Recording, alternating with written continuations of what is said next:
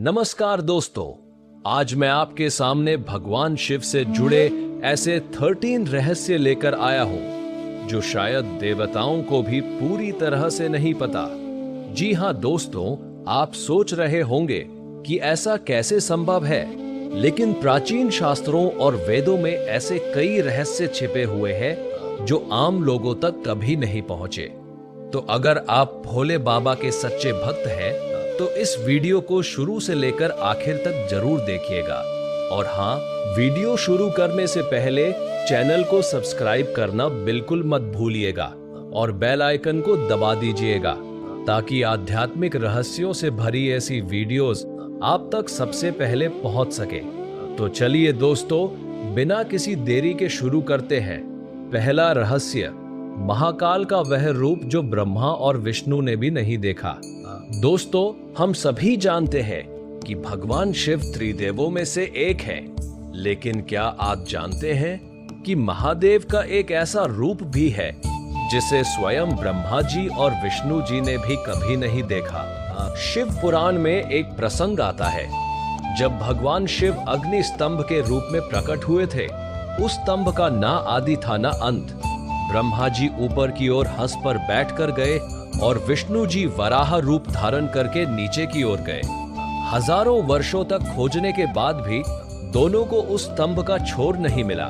ये घटना बताती है कि शिव का असली स्वरूप अनंत है, जिसे कोई नाप नहीं सकता। लेकिन यहाँ जो रहस्य है वो ये है कि शिव के इस अनंत रूप के पीछे एक और गहरा सत्य छिपा हुआ है।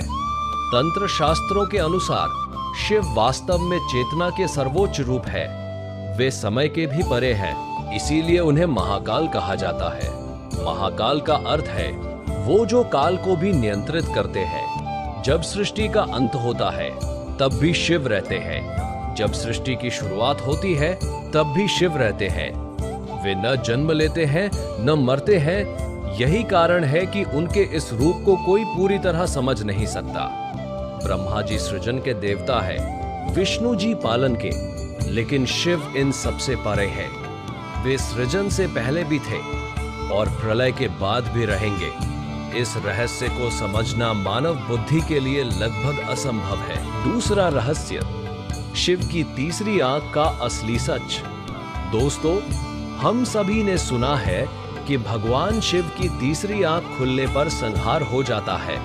कामदेव को भस्म कर दिया गया था शिव की तीसरी आंख से। लेकिन क्या आप जानते हैं कि ये तीसरी आंख सिर्फ विनाश के लिए नहीं है? ये रहस्य बहुत कम लोग जानते हैं। शिव की तीसरी आंख वास्तव में ज्ञान चक्षु है, जिसे आज्ञा चक्र भी कहा जाता है। यह तीसरी आंख दिव्य दृष्टि का प्रतीक है। जब ये आंख खुलती है तो व्यक्ति को सत्य और असत्य, माया और वास्तविकता का ज्ञान हो जाता है। कामदेव की कथा में भी गहरा अर्थ छिपा है। कामदेव मोह और आसक्ति के प्रतीक है।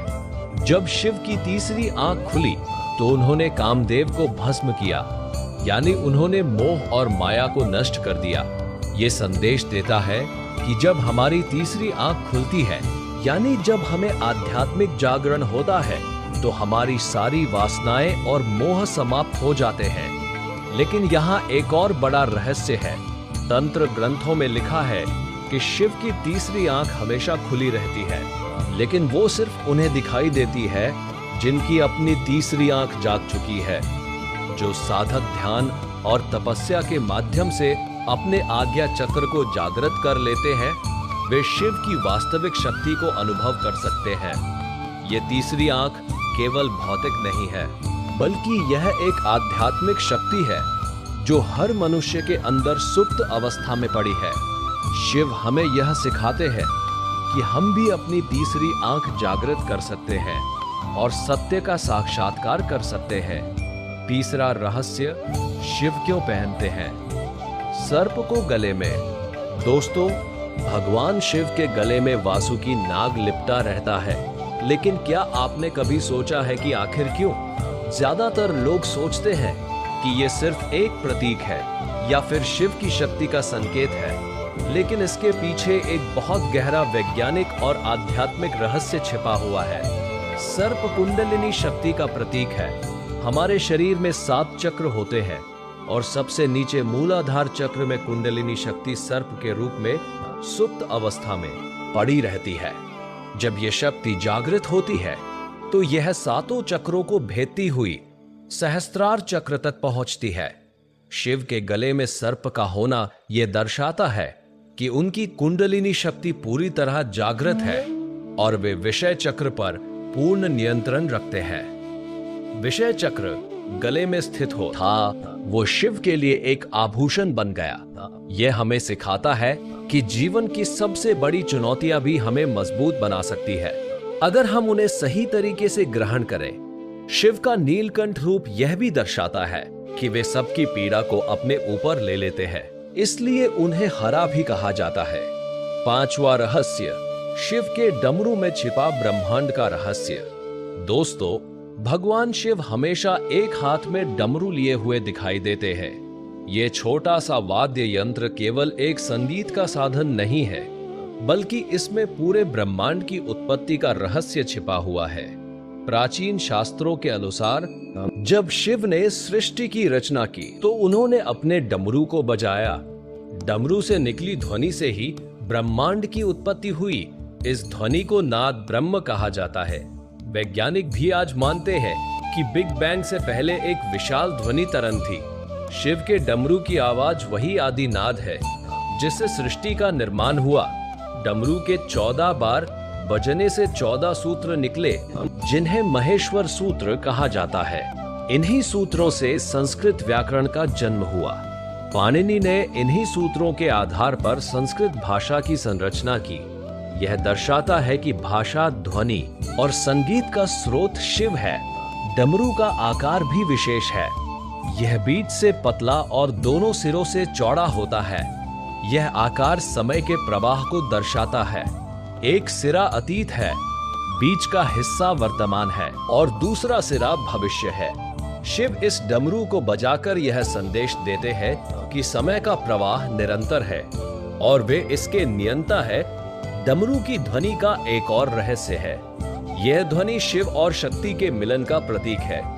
डमरू के एक और पुरुष ऊर्जा है और दूसरी ओर स्त्री ऊर्जा। जब दोनों मिलती है तो सृजन होता है। यही कारण है कि शिव को अर्धनारीश्वर भी कहा जाता है। तंत्र साधना में डमरू की ध्वनि का विशेष महत्व है। माना जाता है कि डमरू की ध्वनि सुनने से मन की सभी चंचलताएं शांत हो जाती है और व्यक्ति ध्यान की गहरी अवस्था में पहुंच जाता है। छठा रहस्य, शिव क्यों रहते हैं शमशान में। दोस्तों, भगवान शिव को शमशान वासी भी कहा जाता है। वे जलती हुई चिताओं के बीच भूत प्रेत के साथ रहते हैं। ज्यादातर लोग सोचते हैं कि यह शिव का भयानक रूप है, लेकिन इसके पीछे एक बहुत गहरा दार्शनिक और आध्यात्मिक संदेश छिपा है। शमशान वो स्थान है जहां सभी भेदभाव समाप्त हो जाते हैं। राजा हो या रंक, अमीर हो या गरीब, ब्राह्मण हो या शूद्र, सब एक समान हो जाते हैं। शमशान में कोई अहंकार नहीं रहता, कोई माया नहीं रहती। यही कारण है कि शिव वहां वास करते हैं। वे हमें ये सिखाते हैं कि जीवन नश्वर है और मृत्यु ही अंतिम सत्य है। शिव का शमशान में रहना यह भी दर्शाता है कि वे मृत्यु से परे हैं। जहां सब कुछ समाप्त हो जाता है, वहां से ही शिव की शुरुआत होती है। वे संहार के देवता है, लेकिन संहार के बाद ही नई सृष्टि का जन्म होता है। शमशान में रहने का एक और गहरा अर्थ है। यह वैराग्य का प्रतीक है। शिव हमें सिखाते हैं कि यदि आप सच्चे आध्यात्मिक मार्ग पर चलना चाहते हैं तो आपको संसार की मायावी चीजों से मोह त्यागना होगा। शमशान वो स्थान है जहां सभी सांसारिक आकर्षण समाप्त हो जाते हैं। तंत्र साधना में शमशान साधना का विशेष महत्व है। माना जाता है कि शमशान में नकारात्मक ऊर्जाएं बहुत प्रबल होती है, लेकिन यदि कोई साधक वहां साधना करके सफल हो जाता है तो वो अपार शक्ति प्राप्त कर लेता है। शिव स्वयं शमशान में रहकर यह संदेश देते हैं कि सच्ची शक्ति भय पर विजय पाने से आती है। एक और रहस्य यह है कि शिव शमशान में भूत प्रेतों के साथ रहते हैं। ये भूत प्रेत वास्तव में हमारे पिछले कर्मों, संस्कारों और वासनाओं के प्रतीक है। शिव इन सबके स्वामी है, यानी वे हमारे सभी कर्मों और संस्कारों से परे हैं। वे हमें सिखाते हैं कि यदि आप अपने भूत को यानी अपने अतीत को स्वीकार कर लें और उससे मुक्त हो जाएं, तो आप भी शिव की तरह स्वतंत्र हो सकते हैं। 7वां रहस्य, शिव के त्रिशूल का गूढ़ अर्थ। दोस्तों, भगवान शिव के हाथ में हमेशा त्रिशूल रहता है। यह त्रिशूल केवल एक हथियार नहीं है, बल्कि ये 3 शक्तियों का प्रतीक है। त्रिशूल की 3 नोकें 3 गुणों को दर्शाती है, सत्व, रजस और तमस। शिव इन तीनों गुणों के स्वामी है। वे इन तीनों को नियंत्रित करते हैं और इनसे परे भी है। सत्व गुण शुद्धता और ज्ञान का प्रतीक है, रजस गुण क्रिया और जोश का प्रतीक है, और तमस गुण अज्ञान और आलस्य का प्रतीक है। हर मनुष्य में ये तीनों गुण होते हैं और शिव हमें सिखाते हैं कि इन तीनों को संतुलित रखना ही जीवन का उद्देश्य है। त्रिशूल का एक और अर्थ है, यह भूत, वर्तमान और भविष्य का प्रतीक है। शिव महाकाल है, वे तीनों कालों में व्याप्त है। वे तीनों कालों को एक साथ देख सकते हैं। यही कारण है कि उनके पास त्रिशूल है। त्रिशूल 3 प्रकार के दुखों को भी दर्शाता है, आधि भौतिक, आधि दैविक और आध्यात्मिक। शिव का त्रिशूल इन तीनों प्रकार के दुखों को नष्ट करने की शक्ति रखता है। जो भक्त शिव की शरण में आता है, वह इन सभी दुखों से मुक्त हो जाता है। तंत्र शास्त्रों में त्रिशूल को इच्छा, ज्ञान और क्रिया शक्ति का भी प्रतीक माना गया है। शिव के पास ये तीनों शक्तियां पूर्ण रूप से है। इच्छा शक्ति से वे कुछ भी चाहते हैं, ज्ञान शक्ति से वे सब कुछ जानते हैं और क्रिया शक्ति से वे कुछ भी कर सकते हैं। एक और गहरा रहस्य ये है कि त्रिशूल की 3 नोकें ब्रह्मा, विष्णु और महेश को भी दर्शाती है। शिव इन तीनों शक्तियों के संचालक हैं। वे सृजन, पालन और संहार तीनों के अधिपति हैं। 8वां रहस्य, चंद्रमा को माथे पर धारण करने का कारण। दोस्तों, भगवान शिव के माथे पर अर्धचंद्र सुशोभित रहता है। क्या आपने कभी सोचा है कि आखिर शिव चंद्रमा को क्यों धारण करते हैं? ज्यादातर लोग इसे सिर्फ एक आभूषण मानते हैं, लेकिन इसके पीछे बहुत गहरा वैज्ञानिक और आध्यात्मिक रहस्य है। चंद्रमा मन का प्रतीक है। ज्योतिष शास्त्र में चंद्रमा को मन का कारक ग्रह माना गया है। जिस प्रकार चंद्रमा घटता बढ़ता रहता है, उसी प्रकार मनुष्य का मन भी चंचल रहता है। शिव के माथे पर चंद्रमा होने का अर्थ है कि उन्होंने अपने मन पर पूर्ण नियंत्रण प्राप्त कर लिया है। वे मन के स्वामी हैं। चंद्रमा शीतलता का भी प्रतीक है। शिव ने हलाहल विष पिया था, जो अत्यंत गर्म और विनाशकारी था। चंद्रमा की शीतलता उस विष की गर्मी को शांत करती है। ये संतुलन का प्रतीक है। जीवन में अग्नि और जल, गर्मी और शीतलता दोनों का संतुलन आवश्यक है। एक और कथा के अनुसार दक्ष प्रजापति ने चंद्रमा को श्राप दिया था कि वो हर दिन क्षीण होता जाएगा।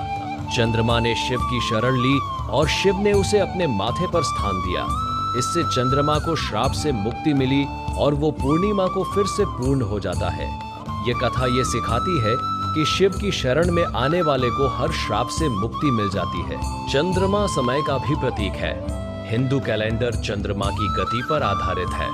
शिव के माथे पर चंद्रमा यह दर्शाता है कि वे समय के नियंता है। वे काल से परे है। तंत्र साधना में चंद्रमा को सोम चक्र से जोड़ा जाता है। सोम का अर्थ है अमृत। शिव के माथे पर चंद्रमा यह दर्शाता है कि उनके पास अमरता की शक्ति है।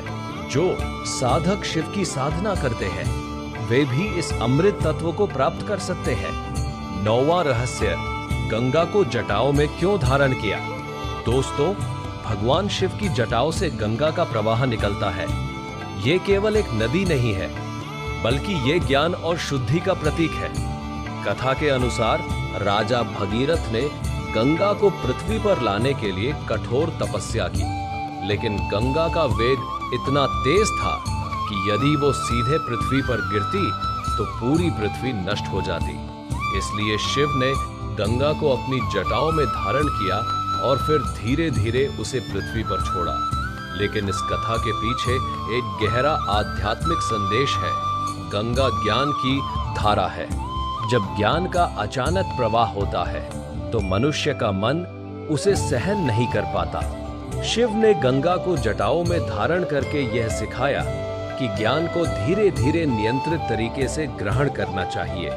शिव की जटाएं तपस्या और संयम का प्रतीक है। जटाएं बालों को उलझा हुआ रखती है, जो ये दर्शाता है कि शिव सांसारिक सौंदर्य और दिखावे से परे है, वे वैरागी है। गंगा का जटाओं से निकलना यह भी दर्शाता है कि शुद्धता और पवित्रता तपस्या से ही प्राप्त होती है।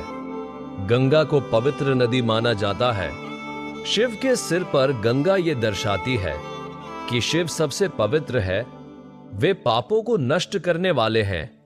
जिस प्रकार गंगा में स्नान करने से पाप धुल जाते हैं, उसी प्रकार शिव की भक्ति करने से सभी पापों से मुक्ति मिल जाती है।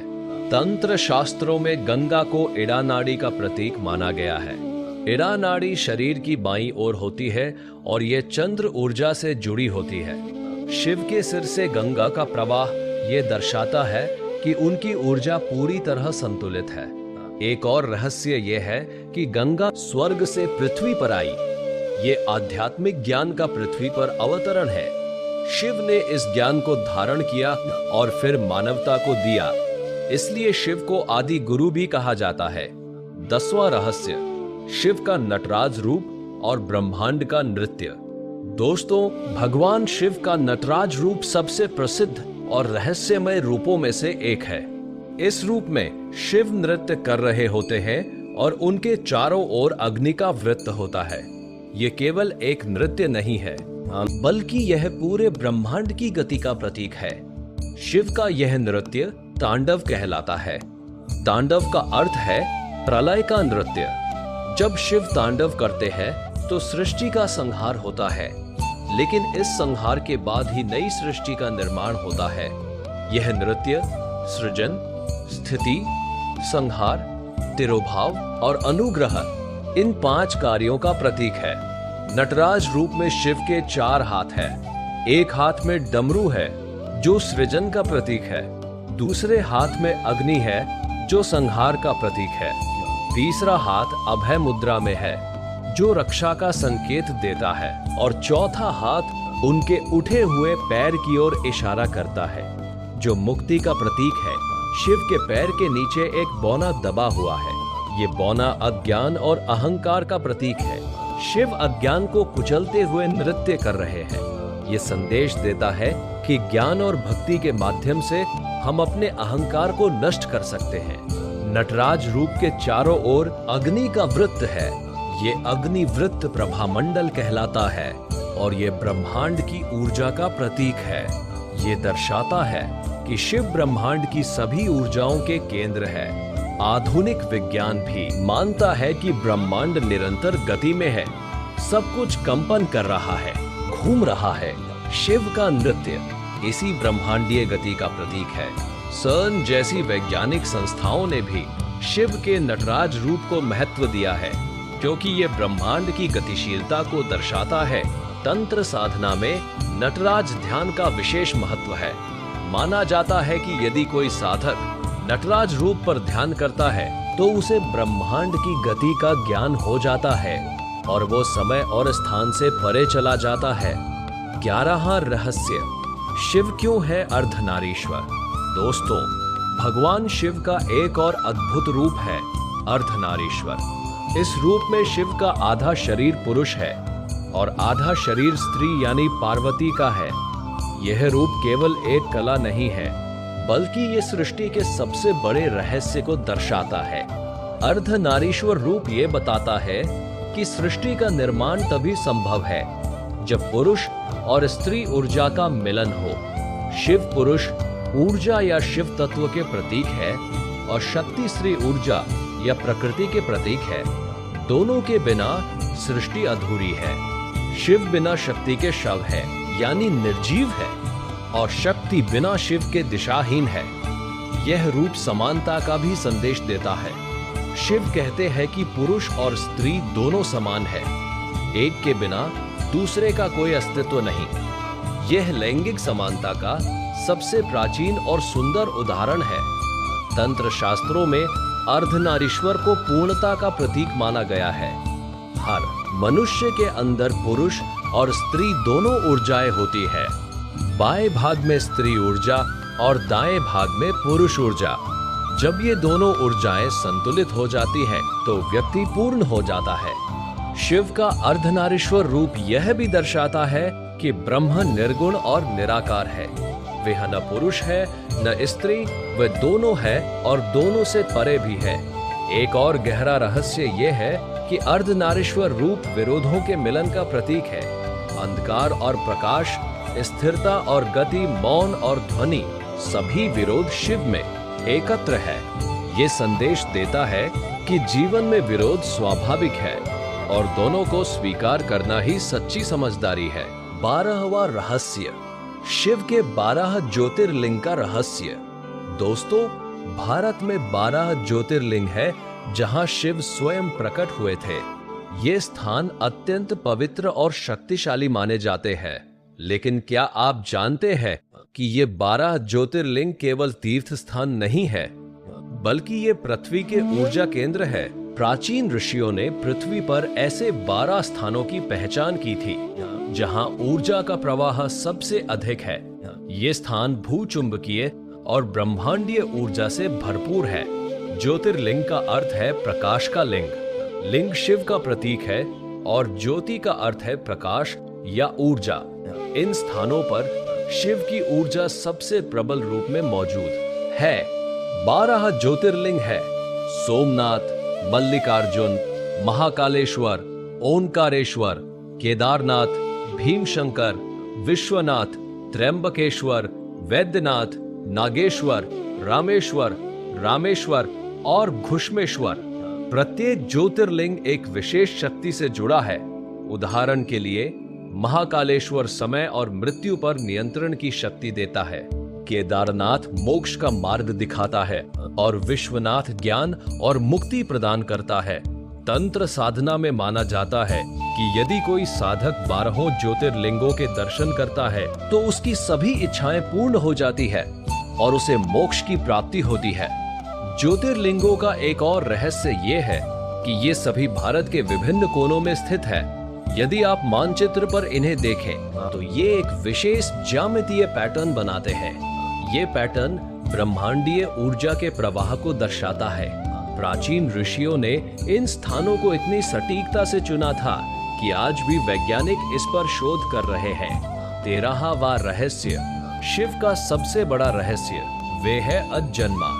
दोस्तों, ये सबसे बड़ा और सबसे गूढ़ रहस्य है।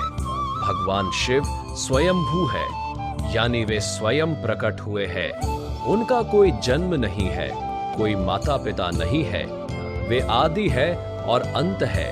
वे काल से परे है। सभी देवताओं का जन्म हुआ है, लेकिन शिव का कोई जन्म नहीं। ब्रह्मा सृजन करता है, विष्णु पालनहार है, लेकिन शिव इन दोनों से भी परे है। वे न सिर्फ संहार करता है, बल्कि वे वो चेतना है जो सृजन से पहले भी थी और संहार के बाद भी रहेगी। शिव को अज कहा जाता है। अज का अर्थ है जिसका जन्म न हुआ हो। वे निर्गुण ब्रह्म है, निराकार है, लेकिन भक्तों के लिए वे साकार रूप में भी प्रकट होते हैं। यही उनकी महानता है। शिव का सबसे बड़ा रहस्य यह है कि वे वास्तव में हमारी अपनी चेतना है। शिव बाहर नहीं, बल्कि हमारे भीतर है। जब हम ध्यान करते हैं और अपने भीतर झांकते हैं तो हमें शिव के दर्शन होते हैं। शिव तत्व वो शुद्ध चेतना है जो हर प्राणी में विद्यमान है। वेदांत दर्शन में कहा गया है, शिवोहम, यानी मैं ही शिव हूँ। यह आत्म साक्षात्कार का सर्वोच्च स्तर है।